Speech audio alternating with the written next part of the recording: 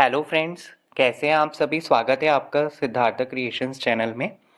तो शिव पुराण एक प्रमुख तथा सुप्रसिद्ध पुराण है जिसमें परात्पर पर ब्रह्मा परमेश्वर शिव कल्याणकारी स्वरूप का तात्विक विवेचन, रहस्य, महिमा एवं उपासना का सुविस्तृत वर्णन किया गया है।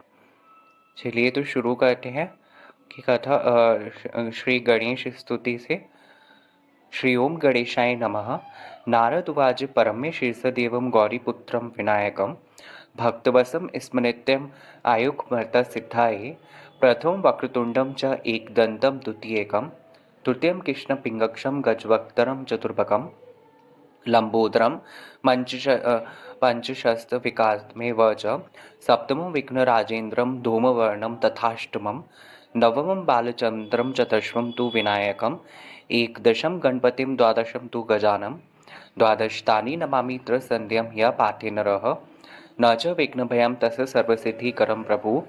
विद्यार्थी लाभते विद्यं, धनार्थी लाभते धनं, पुत्रार्थी लाभते पुत्रं, मोक्षार्थी लाभते गतिं। जागेत गणपति स्तोत्रं शतवनस्य फलं लभेत संवत्सरेण सिद्धिं च लाभते न तो संशयः। अष्टभ्यो भ्रमणविषये लिखित्वः समर्पयेत् जस्य विद्या भवत्सर्व गणेशस्य प्रसादतः।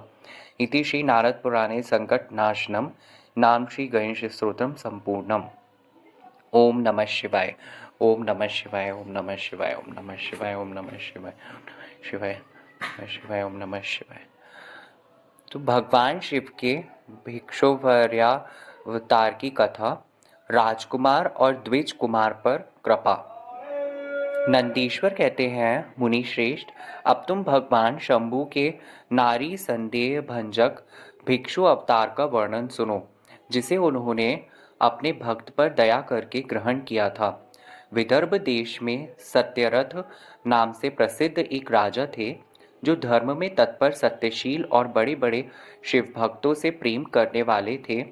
धर्मपूर्वक पृथ्वी का पालन करते हुए उनका बहुत सा समय सुखपूर्वक बीत गया। तदनंतर किसी समय शाल्व देश के राजाओं ने उस राजा की राजधानी पर आक्रमण करके उसे चारों ओर से घेर लिया। बलोन्मत्त शाल्व देशीय क्षत्रियों के साथ, जिनके पास बहुत बड़ी सेना थी, राजा सत्यर्थ का बड़ा भयंकर युद्ध हुआ। शत्रुओं के साथ दारुण युद्ध करके उनकी बड़ी भारी सेना नष्ट हो गई। फिर दैव योग से राजा भी शाल्वों के हाथ से मारे गए। उन नरेश के मारे जाने पर मरने से बचे हुए सैनिक मंत्रियों सहित भय से विह्वल हो भाग खड़े हुए। मुने, उस समय विदर्भ राज सत्यरथ की महारानी शत्रुओं से घिरी होने पर भी कोई प्रयत्न करके रात के समय अपने नगर से बाहर निकल गईं। वे गर्भवती थीं, अतः शोक से संतप्त हो भगवान शंकर के चरणार विंदों का चिंतन करती हुई वे धीरे धीरे पूर्व दिशा की ओर बहुत दूर चली गईं। सवेरा होने पर रानी ने भगवान शंकर की दया से एक निर्मल सरोवर देखा। उस समय तक वे बहुत दूर का रास्ता तय कर चुकी थीं। सरोवर के तट पर आकर वे सुकुमारी रानी एक छायादार वृक्ष के नीचे बैठ गईं। भाग्यवश उसी निर्जन स्थान में वृक्ष के नीचे ही रानी ने उत्तम गुणों से युक्त शुभ मुहूर्त में एक दिव्य बालक को जन्म दिया, जो सभी शुभ लक्षणों से संपन्न था। दैववश उस बालक की जननी महारानी को बड़े जोर की प्यास लगी। तब वे पानी पीने के लिए उस सरोवर में उतरी। इतने में ही एक बड़े भारी ग्राह ने आकर रानी को अपना ग्रास बना लिया। वह बालक पैदा होते ही माता पिता से हीन हो गया और भूख प्यास से पीड़ित हो उस तालाब के किनारे जोर जोर से रोने लगा। इतने में ही उस पर कृपा करके भगवान महेश्वर वहां आ गए और उस शिशु की रक्षा करने लगे। उन्हीं की प्रेरणा से एक ब्राह्मणी अकस्मात वहां आ गई। वह विधवा थी, घर घर भीख मांगकर जीवन निर्वाह करती थी और अपने 1 वर्ष के बालक को गोद में लिए हुए उस तालाब के तट पर पहुंची थी। उसने एक अनाथ शिशु को वहां क्रंदन करते देखा। निर्जन वन में उस बालक को देखकर ब्राह्मणी को बड़ा विस्मय हुआ और वह मन ही मन विचार करने लगी, अहो, यह मुझे इस समय बड़े आश्चर्य की बात दिखाई देती है कि यह नवजात शिशु, जिसकी नाल भी अभी तक नहीं कटी है, पृथ्वी पर पड़ा हुआ है। इसकी माँ भी नहीं है, पिता आदि दूसरे कोई सहायक भी यहाँ नहीं दिखाई देते। क्या कारण हो गया? न जाने ये किसका पुत्र है। इसे जानने वाला यहाँ कोई भी नहीं है जिससे इसके जन्म के विषय में पूछूं। इसे देखकर मेरे हृदय में करुणा उत्पन्न हो गई है। मैं इस बालक का अपने औरस पुत्र की भांति पालन पोषण करना चाहती हूँ, परंतु इसके कुल और जन्म आदि का ज्ञान न होने के कारण इसे छूने का साहस नहीं होता। ब्राह्मणी जब इस प्रकार विचार कर रही थी, उस समय भक्तवत्सल भगवान शंकर ने बड़ी कृपा की। बड़ी बड़ी लीलाएं करने वाले महेश्वर एक सन्यासी का रूप धारण करके सहसा वहां आ पहुंचे, जहां वह ब्राह्मणी संदेह में पड़ी हुई थी और यथार्थ बात को जानना चाहती थी। श्रेष्ठ भिक्षु का रूप धारण करके आए हुए करुणा निधान शिव ने उसे हंसकर कहा, ब्राह्मणी, अपने विचित्र में संदेह और खेद को स्थान ना दो।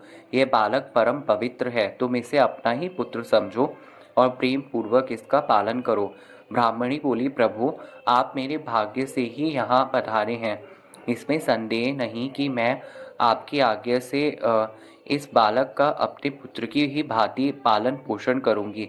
तथापि मैं विशेष रूप से यह जानना चाहती हूँ कि वास्तव में ये कौन है, किसका पुत्र है और आप कौन हैं जो इस समय यहाँ पधारे हैं। भिक्षुवर, मेरे मन में बार बार यह बात आती है कि आप करुणा सिंधु शिव ही हैं और यह बालक पूर्व जन्म में आपका भक्त रहा है।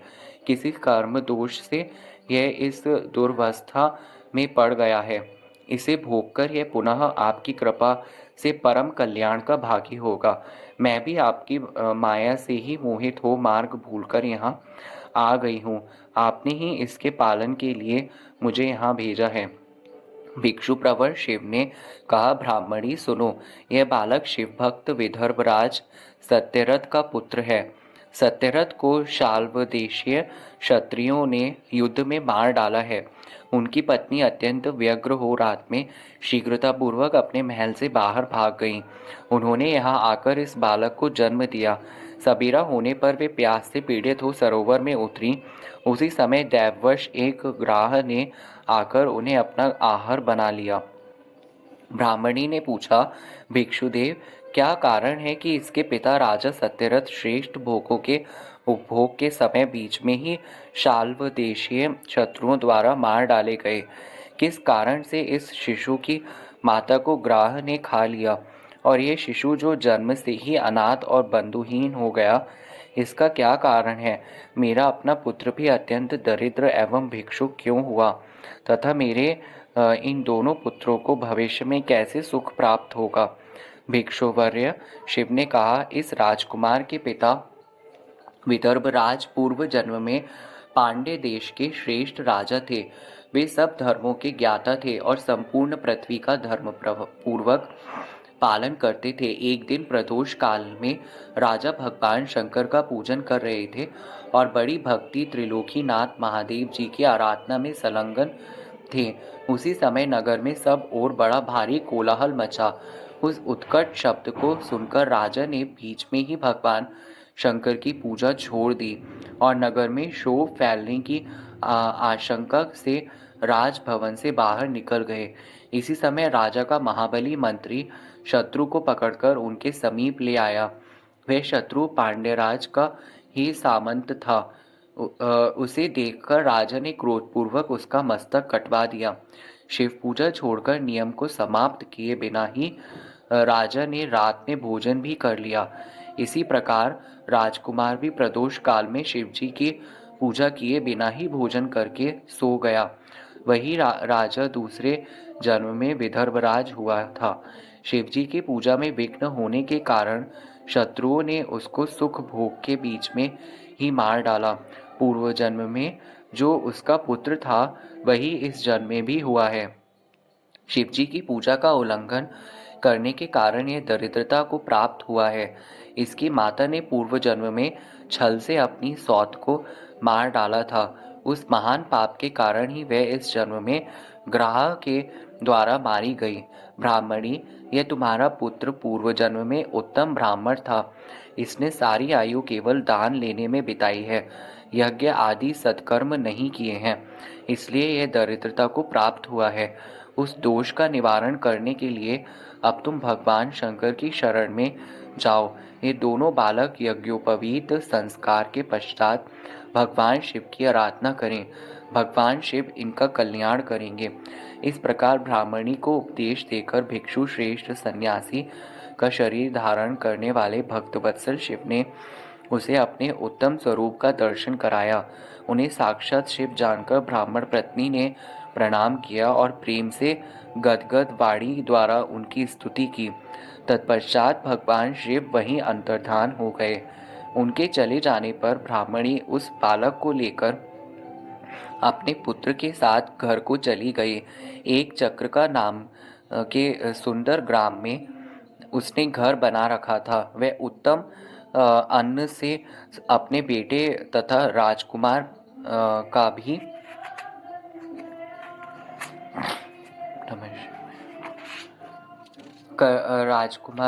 भी पालन पोषण करने लगी। यथा समय ब्राह्मणों ने उन दोनों का यज्ञोपवीत संस्कार कर दिया। वे दोनों शिव की पूजा में तत्पर रहते हुए घर पर ही बड़े हुए। शांडिल्य मुनि के उपदेश से नियम परायण हो वे दोनों शुभ व्रत रखकर प्रदोष काल में शंकर जी की पूजा करते थे। एक दिन द्विज कुमार राजकुमार को साथ लिए बिना ही नदी में स्नान करने के लिए गया। वहां उसे निधि से भरा हुआ एक सुंदर कलश मिल गया। इस प्रकार भगवान शंकर की पूजा करते हुए उन दोनों कुमारों का उसी घर में एक वर्ष व्यतीत हो गया। तदनंतर एक दिन राजकुमार उस ब्राह्मण कुमार के साथ वन में गया। वहां अकस्मात एक गंधर्व कन्या आ गई। उसके पिता ने वह कन्या राजकुमार को दे दी। गंधर्व कन्या से विवाह करके राजकुमार निष्कंटक राज्य भोगने लगे। जिस ब्राह्मण पत्नी ने पहले अपने पुत्र की भांति उसका पालन पोषण किया था, वही उस समय राजमाता हुई और वह ब्राह्मण कुमार उसका भाई हुआ। राजा का नाम धर्मगुप्त था। इस प्रकार देवेश्वर शिव की आराधना करके राजा धर्मगुप्त अपनी उस रानी के साथ विदर्भ देश में राजोचित सुख का उपभोग करने लगा। यह मैंने तुमसे शिव के भिक्षुवर्य अवतार का वर्णन किया है, जिन्होंने राजा धर्मगुप्त को बाल्यकाल में सुख प्रदान किया था। यह पवित्र आख्यान पापहारी, परम पावन, चारों पुरुषार्थों का साधक तथा संपूर्ण अभीष्ट को देने वाला है। जो प्रतिदिन एकाग्रचित होकर इसे सुनता या सुनाता है, वह इस लोक में संपूर्ण भोगों का उपभोग करके अंत में भगवान शिव के धाम में जाता है। ओम नमः शिवाय। ओम नमः शिवाय। ये वीडियो अच्छा लगा हो तो लाइक कीजिएगा, चैनल को सब्सक्राइब कीजिए और आगे काफ़ी लोगों तक पहुंचाइए, ताकि इस भागदौड़ की दुनिया में लोग अपने संस्कार को सजोकर आगे चल पाए। Thank you.